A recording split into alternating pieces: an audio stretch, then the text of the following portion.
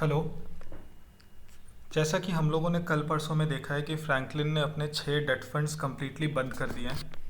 तो आइए हम लोग समझने की कोशिश करते हैं कि इससे इन्वेस्टमेंट्स और इन्वेस्टर्स के पैसों पे कैसे फ़र्क पड़ेगा।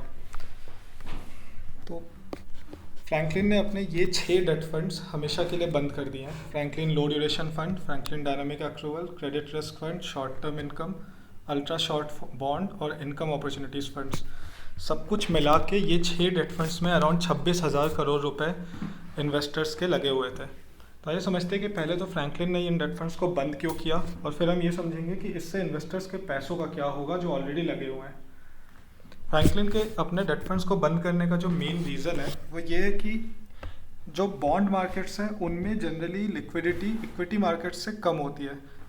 जैसे आपने जब डेट फंड खरीदा तो इंटरनली आपके पैसों को लेके फ्रैंकलिन कुछ बॉन्ड्स खरीदता है, बट कोविड-19 और कोरोना वायरस के केसेस की वजह से लोग बॉन्ड्स अपने नए बॉन्ड्स लोग खरीद नहीं रहे।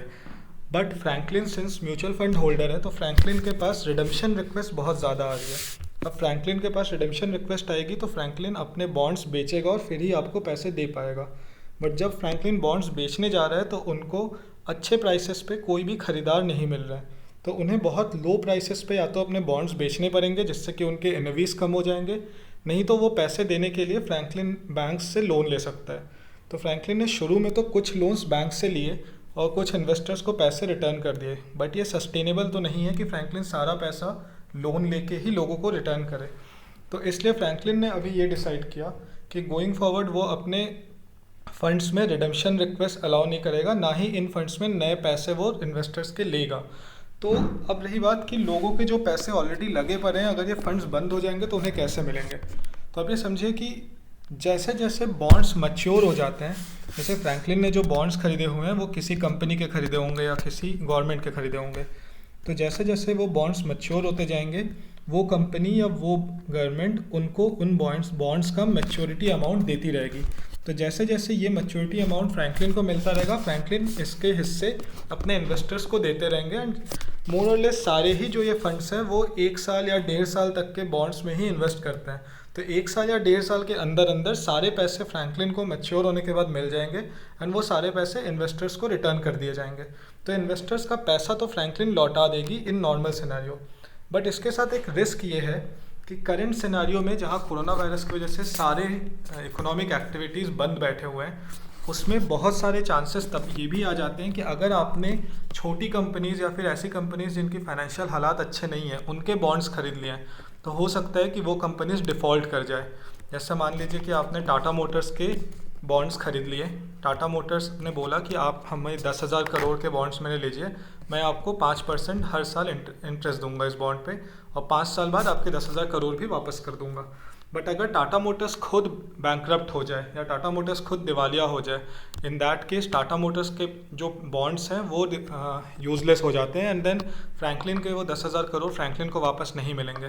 तो ओनली ऐसे केसेस जहाँ पे अंडरलाइंग जो बॉन्ड है वो डिफ़ॉल्ट कर जाए, सिर्फ वही केस में इन्वेस्टर्स को उनके पैसे नहीं मिलेंगे। तो अभी जो मेजर क्वेश्चन है, लोगों को ये लग रहा है कि हमारे पैसे मिलेंगे कैसे या मिलेंगे भी या नहीं। तो इसके साथ जो सबसे बड़ा पेन पॉइंट है वो यही है कि कोरोना वायरस के केसेस अगर ज़्यादा दिन तक कोरोना वायरस की वजह से अगर इकोनॉमिक लॉकडाउन रहता है तो उसमें जो अंडरलाइंग बॉन्ड्स है वो जिन कंपनीज़ के हैं वो अगर डिफ़ॉल्ट नहीं करें तो आपके पैसे आपको वापस मिल जाएंगे। काफ़ी लोग ये भी पूछ रहे हैं, ये भी सोच रहे हैं कि गोइंग फॉरवर्ड फिर डेट फंड्स में या अभी दूसरे डेट फंड्स में इन्वेस्टेड रहना कितना सेफ़ है, क्या वहाँ से भी पैसा रिडीम कर लेना चाहिए। तो देखिए, डेट फंड्स कंपैरेटिवली सेफ़ अभी भी हैं, बस आपको एक चीज़ ये ध्यान देनी है कि जिन डेट फंड्स में आप पैसे लगा रहे हो वो कैसे बॉन्ड्स खरीद रहा है, दैट इज़ वो कितने सेफ़ या कितने अच्छी क्वालिटी के बॉन्ड्स खरीद रहा है। बॉन्ड्स की क्वालिटी देखने के लिए आप ये चेक कर सकते हैं कि उनमें कितने सारे ट्रिपल ए के रेटेड बॉन्ड्स हैं। ट्रिपल ए मतलब सबसे स्टेबल और सबसे अच्छी कंपनीज़ के बॉन्ड्स को ट्रिपल ए रेटिंग मिलती है। तो आइडली आपके फंड्स में 70 to 80% जो पेपर्स है वो ट्रिपल ए रेटेड होने चाहिए, तभी आपका बॉन्ड ऐसे इकोनॉमिक कंडीशंस में सेफ़ है। ट्रिपल ए रेटेड फंड्स के बॉन्ड्स के साथ बस ये होता है कि थोड़ी सी आपको इंटरेस्ट रेट कम मिलता है, बट कंपेरेटिवली वो सेफ़र होगा। तो दूसरे फंड्स से पैसे हड़बड़ी में निकालने से पहले आप एक बार चेक कर लीजिए कि आपके फंड्स इंटरनली जिन बॉन्ड्स में पैसा लगाते हैं वो कितने सेफ़ है। अगर वो सेफ़ है तो आपको पैसे निकालने की ज़रूरत नहीं है। तो अभी के लिए मेरे हिसाब से इससे आपको काफ़ी हद तक क्लियर हो गया होगा कि फ्रैंकलिन डेट फंड्स के साथ एग्जैक्टली क्या हुआ और आपके पैसे कितने सेफ़ है। बाकी आपके अगर कोई भी सवाल हो तो आप प्लीज़ कमेंट्स में लिखिए। अगर आपको ये वीडियो पसंद आया हो तो इस चैनल को सब्सक्राइब कीजिए, लाइक कीजिए और शेयर कीजिए। Thank you.